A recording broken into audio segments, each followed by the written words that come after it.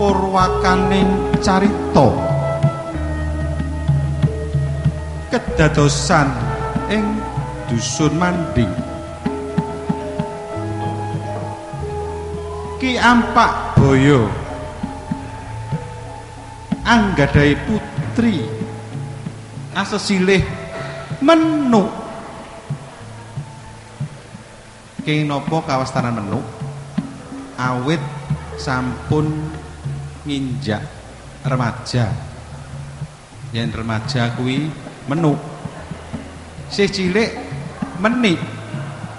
Lah mengko lek wis gedhe Menuk. Menuk andadosaken gegering para taruna muda. Awit saking ayune Menuk kuwi. Semanten ugi Sandiguna lan Cipret kekalihipun sami tresna kaliyan Menuk.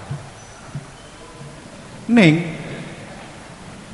Ki Ampak Baya boten sarujuk bilih Menuk tresna kaliyan Sandiguna. Namung sarujuk menawi Menuk andum katresnan kaliyan Cipret. Kekalihipun sami royokan. Apa royokan? Ngene lho, maksude iki Sandiguna karo Cipret iku oyok-oyokan sing jenenge Menuk mah lho.